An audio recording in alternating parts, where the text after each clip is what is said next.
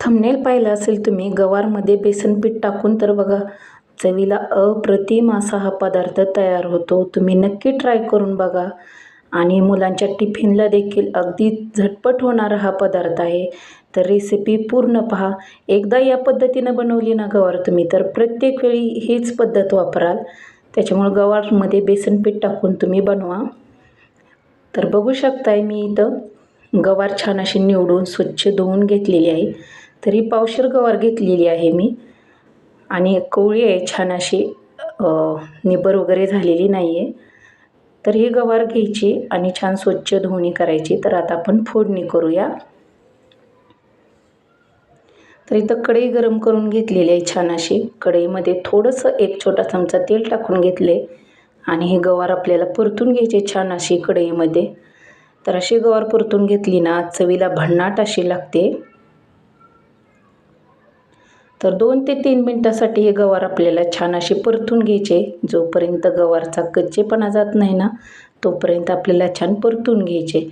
तर कमी गॅसवरती असं आपल्याला गवार परतायची आहे. तर ही रेसिपी तुम्ही नक्की ट्राय करा आणि रेसिपी पूर्ण पहा. रेसिपी आवडल्यास व्हिडिओला लाईक करा, शेअर करा, कमेंट करा आणि माझ्या चॅनलवर नवीन आला असाल तर माझ्या चॅनलला नक्की सबस्क्राईब करा. तर इथं बघू शकता आपल्या गवारचा कलर चेंज झालेला आहे. तर आता गवार आपल्याला एका साईडला करून घ्यायची आहे. बघू शकता छान अशी गवार आपली परतून झालेली आहे. तर आता इथं आपल्याला एक महत्त्वाचा पदार्थ टाकायचा आहे याच्यामध्ये. तर इथं बेसन पीठ घेतलं आहे. तर इथं मोठे 2 चमचे मी बेसन पीठ घेतलेलं आहे आणि छान असं आपल्याला गवारला लावून घ्यायचं आहे. छान असं बेसन पीठ गवारसोबत आपल्याला परतून घ्यायचं आहे. जोपर्यंत बेसन पिठाचा छान असा सुगंध येत नाही ना तोपर्यंत आपल्याला हे परतून घ्यायचं आहे. तर इथं थोडंसं कमी वाटलं म्हणून मी इथं मोठे 2 चमचे घेतलेत बघा. पहिला 1 चमचा टाकला होता, नंतर 1 मोठा चमचा टाकला. दोन्ही मिळून आपण 2 चमचे बेसन पीठ टाकलेलं आहे या गवारमध्ये. तर चवीला भन्नाट अशी भाजी होती. एकदा जर तुम्ही ही पद्धत वापरून भाजी बनवली ना तर नेहमी याच पद्धतीनं भाजी बनवाल. अप्रतिम चवीची भाजी होते बघा गवारची. तर नेहमीची गवारची भाजीची रेसिपी विसरून जा जर ही पद्धत वापरली तर. अगदी झटपट होणारी ही रेसिपी आहे. तर असं छान असं परतून घेतलं ना बेसन पिठामध्ये तर आपली निम्मी गवारची शिजून निघते. कारण वाफवून घेतोय आपण छान असं परतून कमी गॅसवरती. त्याच्यामुळं जास्त वेळ लागत नाही नंतर भाजी शिजण्यासाठी. तर असं छान असं परतून घ्यायचं आहे कमी गॅसवरती. सारखं असं परतत राहायचं, नाहीतर आपलं बेसन पीठ आहे ना तर ते कढईला लागू शकतं. त्याच्यामुळं असं छान परतून घ्यायचं. कमी गॅसवरती छान परतून घेतलं ना की भाजीची चव छान अशी भन्नाट होते. तर ही पद्धत तुम्ही नक्की ट्राय करून बघा आणि मला कमेंटमध्ये सांगा की तुम्हाला ही रेसिपी आवडली का ते.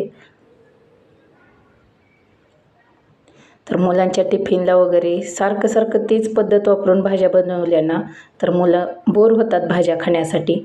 अशी जरा वेगळी पद्धत वापरली की मुलांनाही वेगळं काहीतरी. तर आपली गवार परतून झालेली आहे बघा. आता बेसन पिठाचा छान सुगंध येतोय. तर इथं मी काढून घेतली कढईमधून एका प्लेटमध्ये. तर त्याच कढईमध्ये आपल्याला भाजीला फोडणी द्यायची आहे. तर जास्तीचा पसारा न घालता आपण ही भाजी बनवणार आहोत. तर याच्यात तेल ओतले. तेल छान गरम झालं ना की याच्यात आपल्याला मोहरी टाकून घ्यायचे. तर अगदी कमी साहित्यात बनणारी ही रेसिपी आहे. जास्तीचा मसाला वगैरे काही लागत नाही. त्याच्यामुळं आपण नेहमी बनवू शकतो ही भाजी. तर आता इथं मी 1 चमचा जिरं टाकलेलं आहे बघा. तर जिरं छान फुललेलं आहे.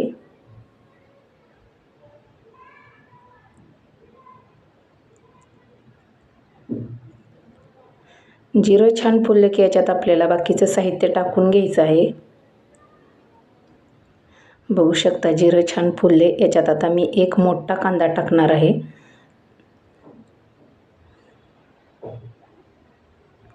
तर एक मोठा कांदा असा कट करून घेतला आहे बघा मी. तर आता कांदा छान असा परतून घ्यायचा आहे. लालसर कलर कांद्याला आपल्या येईपर्यंत आपल्याला परतून घ्यायचा आहे.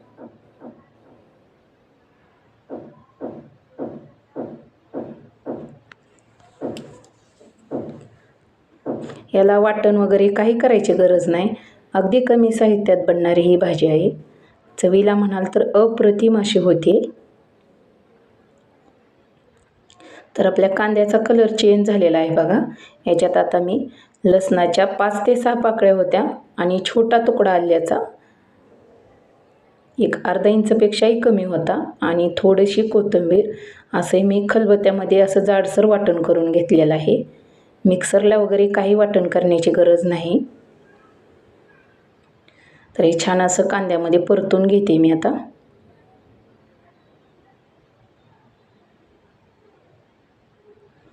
तर हे छान असं परतून घेतले. तर याच्यात आपल्याला टोमॅटो टाकायचा आहे. तर इथं मी अर्धा टोमॅटो कट करून टाकलेला आहे. तुम्हाला आवडत असेल तर तुम्ही जास्त टाकलं तरी चालेल.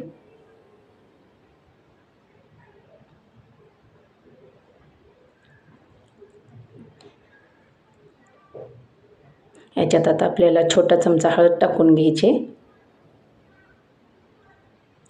तर परत एकदा मिक्स करून घेऊया हे मिश्रण.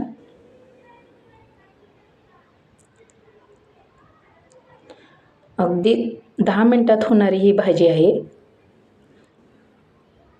फक्त ना बेसन पीठ आणि गवार छान परतून घेतली ना तर भाजीची चव भन्नाट होते. छान बेसन पिठाचा सुगंध येईपर्यंत परतून घ्यायची म्हणजे चव छान लागते. तर याच्यात आता आपला घरगुती जो साठवणीचा मसाला असतो ना तो मी 2 चमचे टाकलेला आहे. तुमच्या आवडीनुसार कमी जास्त तिखट तुम्ही टाकू शकता. तर हा कांदा लसूण मसाला आहे. तर हा मी कांदा लसूण मसाला टाकल्याने छान असं एकजीव करून घेते हे सर्व साहित्य.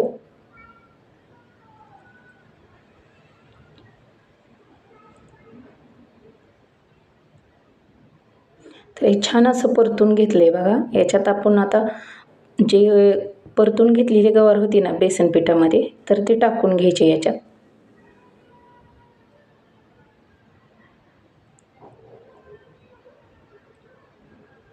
अशी गवारची भाजी बनवली ना तुम्ही 1 भाकरीऐवजी 2 भाकरी खाले नक्की. आणि मुलांच्या टिफिनला जर ही गवारची भाजी दिली ना तर मुलं डबा संपवूनच घरी येतील. अशी भन्नाट चवीची ही भाजी होते. तर याला शेंगदाण्याचं कूट वगैरे काही लागत नाही कारण आपण बेसन पीठ वापरतो त्याच्यामुळे छान घट्टसर अशी भाजी बनते. तर बघा मी गवार छान अशी परतून घेतली. तर हे 2 ते 3 मिनिटासाठी मी परतून घेतली छान अशी. तर आता याच्यात थोडंसं पाणी टाकून घेते. 1 वाटी पाणी टाकलेलं आहे मी या गवारमध्ये आणि मिक्स करून घेते छान असं.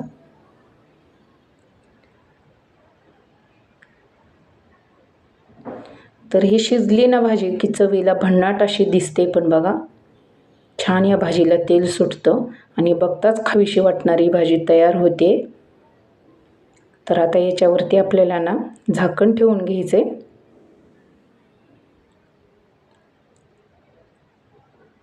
याच्यात 1 छोटा चमचा मीठ टाकते आणि परत एकदा मिक्स करून घेते.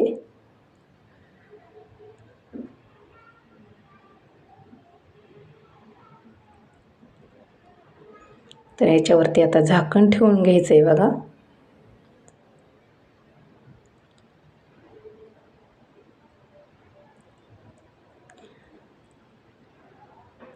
घाईच्या वेळेसुद्धा ही भाजी पटकन अशी बनणारी आहे. तर जास्तीचं साहित्य वगैरे न लागता ही भाजी बनते. तर नक्की ट्राय करा आणि याच्यावरती झाकण ठेवूयात आता. तर 5 ते 10 मिनिटासाठी मी हे झाकण ठेवून घेते. आणि बघू शकता छान अशी आपली गवारची भाजी बनवून तयार झालेली आहे. ही भाजी तुम्ही टिफिनला द्या किंवा जेवणात घ्या. चवीला भन्नाट अशी लागते. तर रेसिपी आवडल्यास व्हिडिओला लाईक करा. धन्यवाद. भेटूया पुढच्या व्हिडिओमध्ये.